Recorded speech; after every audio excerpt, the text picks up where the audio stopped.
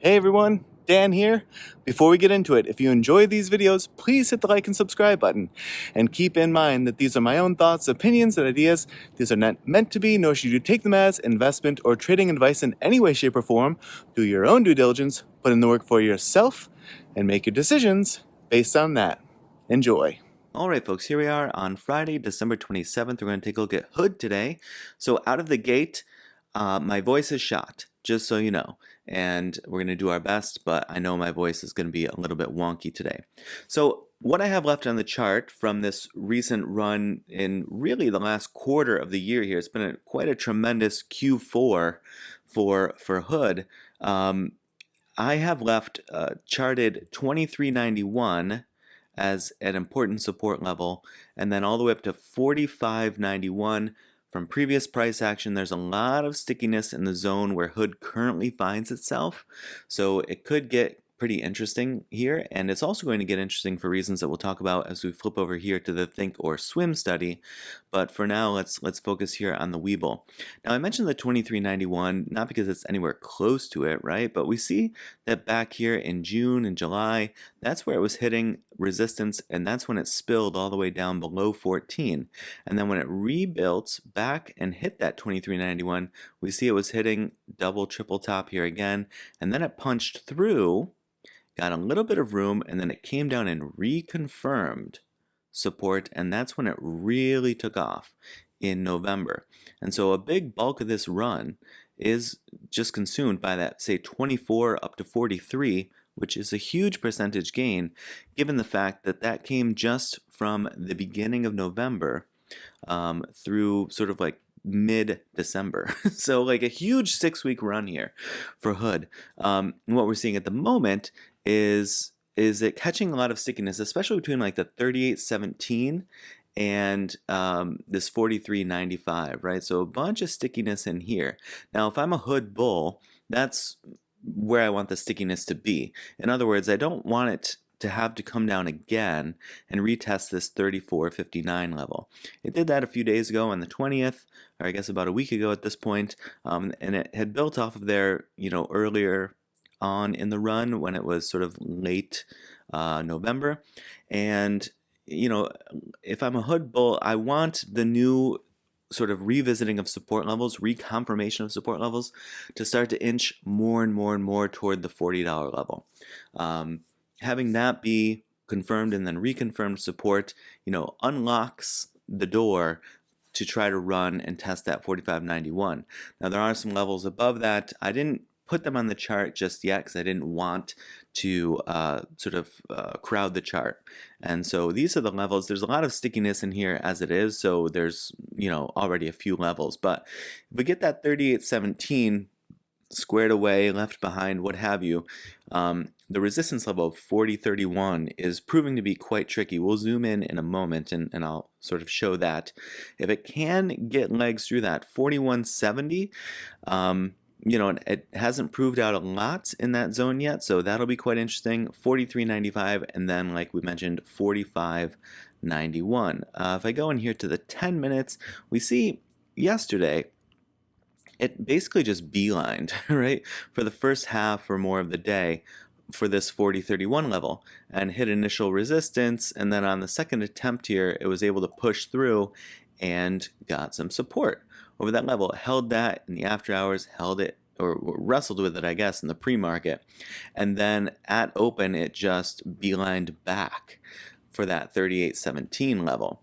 And, stopped just 5 cents shy, so 38.22, and has been building support off of that range for now.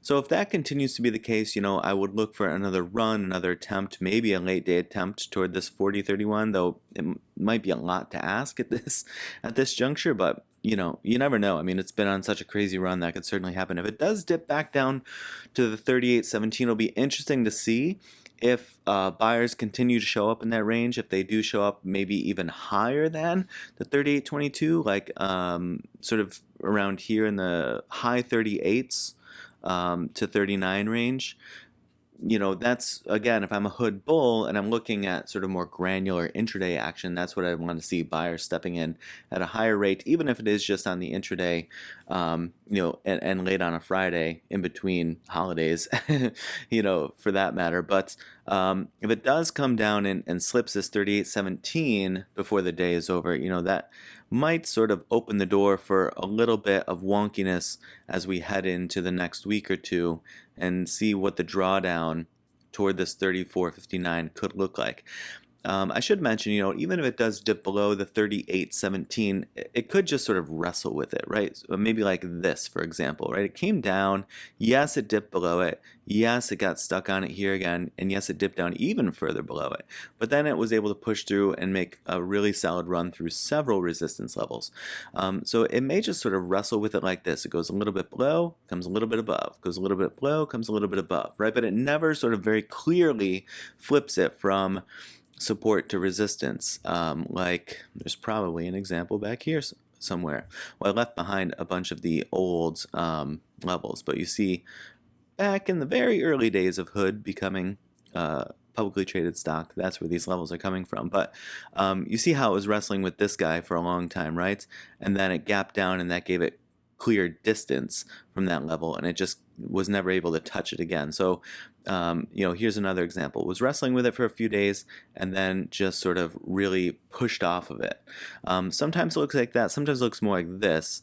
This one, it didn't wrestle so much, but it wrestles and then really confirms the rejection and then gets distance from it. So it's always about sort of like reissuing the rejection, or just clearly pushing off of it and leaving it behind in such a way where it's like, oh, okay, that was that was a pretty strong motion for it to put in as it rejected down pretty hard. And so, that would be my question with 38.17. Just because it dips a little below, if it sort of is weaving in and out of the range or the level, that to me is not yet a clear rejection of it. Now, if we hide these for a moment and bring in the EMAs, what we see here is, on this big dippy candle here, right, not really a dippy candle, but on this candle that spanned a really large range of price within one day, it dipped a bit below the 34. So things are getting a little bit top heavy seeming on Hood, but it is being able to gather itself the support at this 21 EMA for the moment. Now, can it continue to push off of the 21 and then flip that support to just needing the 8 and sort of leave the 21 behind? That'll be sort of critical for it to be able to continue to sort of experience and exhaust any bullish momentum that is left in the tank.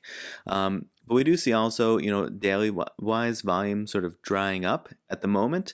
Now, it is a little bit hard to know because of the influence of the holidays and the end of the year. It's hard to know what the drying up of that volume sort of, how much of it is incorporated just in that. Also you see drying up of volume here in between runs, right, in between big pushes. So, it could certainly just die down a little bit and then make sort of a roaring comeback. So what would make me a little nervous, not a little nervous, what would really make me nervous as a Hood bull would be if I saw these EMAs flip. So if I see the 8 cross below the 21 and then cross below the 34, I'm getting really concerned at that point that this run might be in jeopardy, or that a larger correction might be in order before it resumes or carries on any further to the upside. We see it got pretty close here, right? The 8, these bunched up pretty close when it's pulled back a little bit. And then when this gap down of minus 16% came in this day, we almost got a crossover. These sort of laid on top of each other, and then they were able to punch back up really quickly. So really strong, quick recovery there, and then that led to just sort of taking off. But, they're getting quite tight at the moment, especially the 8 and the 21. So if I see a strong crossover there, clear crossover, and then certainly if the 8 crosses below the 34, that would give me quite a bit of concern, if I'm a Hood bull. Now, flipping over here to the think or swim side of things, we see the ATR levels for December. It had, stretched above the call trigger here, which is at 38.92. came back down, sort of waffled around there, and then was able to push above the +1 ATR, which for December was 43.40. Right, and it reached 43.83. So really good setup, really good leveling there by the ATR setup here. Now, if it gets into January and it's relatively where it is at the moment, it looks like that call trigger is going to be about 40, 80 something, 40, 80 something, and that would give it a +1 ATR up to 45.37 for January. So if things stay relatively in line with where they are now for the rest of the month of December, you know, those levels might still be valid. Then these do shift as price action gets put in, which is why I say that. TTM squeeze indicator, this is pretty interesting. It's on a, what is this, something like a 7-day trigger at the moment. So when that fires, are we going to get a big move? You see back here you had a pretty brief trigger, and then when it fired you got this dip below. You got basically price action from about 21, and that's where it brought it down below 14.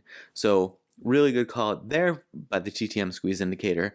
And then as that continued to play out and that fire you know, really exhausted all the way up here to 43.83 before it started to re-trigger again. So pretty volatile, pretty expansive moves in actually both directions from the previous trigger and fire. So, you know, similar question I have here. When this puppy starts to fire, do we get an outsized move? If we do, which direction does that go? And do you get sort of both ends of the coin, which is what we saw here, an outsized move to the downside and then a really even more outsized move to the upside?